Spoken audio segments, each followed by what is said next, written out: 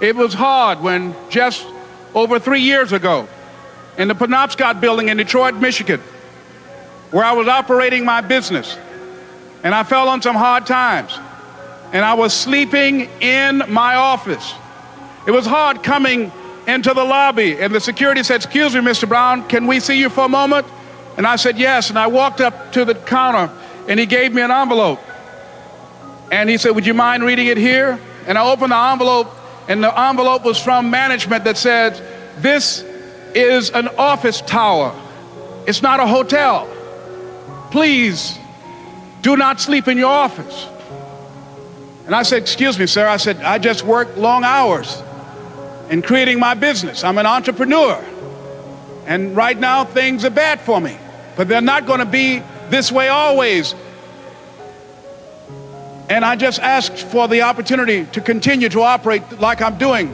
I'm not trying to make this my home." And it was hard coming through the lobby. And sometimes they would laugh. There's a guy talking about becoming successful. And look at him. He's bathing in the bathroom upstairs on the 21st floor. He sleeps on the floor. Him and two other dreamers up there. Look at him. It was hard, ladies and gentlemen, coming to speak to people. And I was facing financial difficulties in my own life. I was behind on my bills and my dreams, and I'm saying to them, "You can live your dream." It was hard, ladies and gentlemen. It was very difficult to pick myself up each day believing that I could do it. There were times that I doubted myself. I said, "God, why is this happening to me? I'm just trying to take care of my children and my mother. I'm not trying to steal or rob from anybody. Why did this have to happen to me?" It was very hard. And here's what I want to say to you. For those of you that have experienced some hardships, don't give up on your dream. No one could have convinced me by holding on, by continuing to push forward, by continuing to run toward my dream, that one day I would have my own talk show. It's a long shot, ladies and gentlemen, from Liberty City, an abandoned building on a floor, never knowing my mother or father. It's a long shot. Being here with you today in this dome in Atlanta, it's a long shot.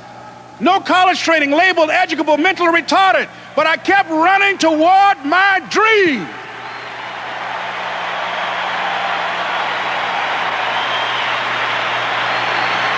Don't stop.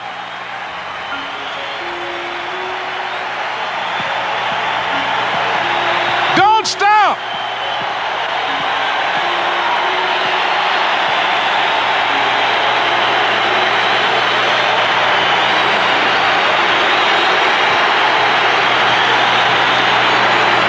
Don't stop running toward your dream.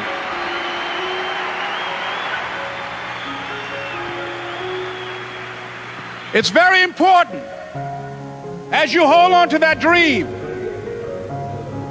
There are moments when you're going to doubt yourself.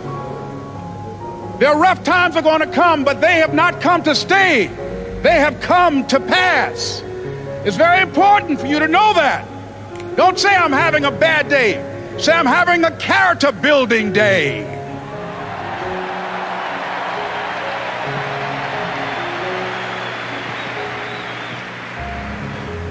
It's very important for you to believe that you are the one to make this happen. I remember this high school teacher, Mr. Leroy Washington, at the end of school one June, it was just a few days before we were supposed to leave, and I just got my report card, and it indicated that I'd failed history, and I'd failed English, and I would have to go to summer school.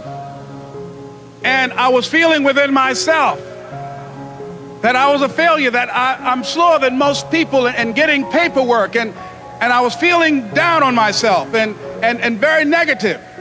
And Mr. Washington was giving a speech to the graduating seniors, and I was in 11th grade. And even though I wasn't supposed to be in there, I went in there because the speech he was giving, that speech was for me. And as he talked, my heart began to beat fast. Tears began to run down my eyes, and I was in the back just listening to him, because he said, and he was a very dramatic man, I still talk to him to this day. He said, as graduating seniors of Booker T. Washington High School, I want you to know that you're blessed and highly favored, and that as you go toward the future, begin to know that you have greatness within you.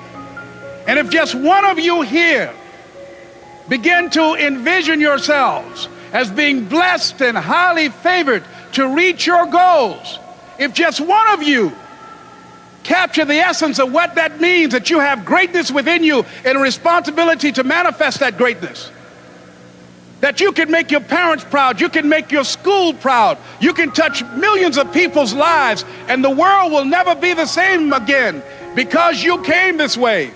And the students gave him a rousing standing ovation. And as he left the auditorium, I ran down the steps and I caught him in the parking lot.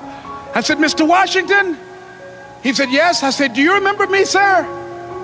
He said, no. I said, my name is Leslie Brown. My mother, she works in the cafeteria here. I'm one of the twins, Leslie and Wesley. I said, Mr. Washington, but you know, I got these big dreams. I like talking to people. I love people.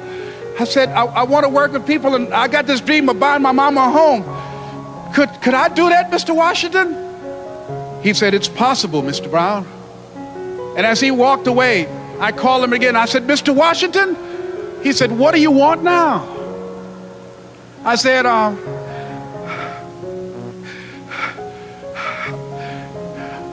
the one, sir. I said, I'm the one. You remember me, sir. I'm Miss Mamie Brown's boy. I'm the one. I'm the one.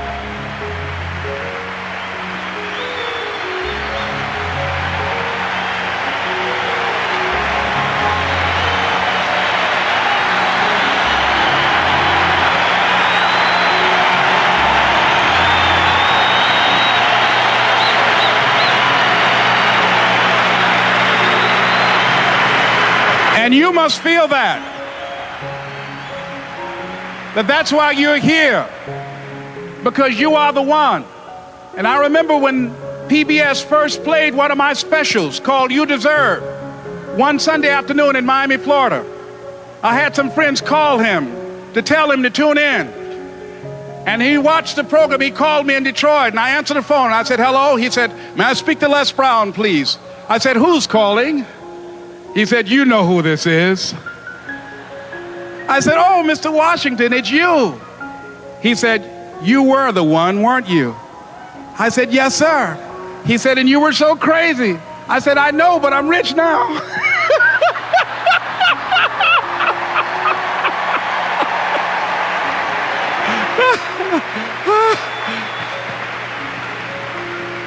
Ladies and gentlemen, it's not going to be easy. It was hard laying on the floor of the Penobscot building, looking out of the window, daydreaming, saying, Les, can you do this? Can you make this happen? I used to listen to tapes day in and day out about See You at the Top, my great friend Zig and Dennis Waitley and different other motivational speakers, and Dr. Norman Vincent Peale and Dexter saying, don't let nobody steal your dream. I used to ask myself, can I do this? And something said within me, you're the one. You're the one. And let me tell you something, ladies and gentlemen. While you're here, and before you go back home to your respective cities and communities, write down at least 5 reasons on why you deserve your dream, on why you won't give up, what's going to make you unstoppable, why you must be unreasonable, because logical, practical thinking says you can't do it today. But if you want to produce unreasonable results in your life, like living your dream and taking charge of your destiny, you've got to be an unreasonable person. You've got to be an uncommon person. So write down the reasons of why you're here. My first major goal was to buy my mother a home. And let me tell you something, ladies and gentlemen. What will reasons do, Les? Nietzsche said, if you know the why for doing, you can endure almost anyhow. What do you mean by that? If you know why you're doing something, when the hard times come, and they're going to come, when the disappointments and the rejections come, and they're going to come by the truckloads, Your reasons will be your rod and staff to comfort you, to pick you up. Once again, I got a saying on one of my tapes: if life knocks you down, try and land on your back, because if you can look up, you can get up. Let your reasons get you back up. If you want to see an interview with a young Bill Gates, check out the video right there next to me. I think you're going to enjoy it. Continue to believe, and I'll see you there. I'm used to having a company where the ideas that I have are something that I can easily pursue. So I think it'd be a tough transition.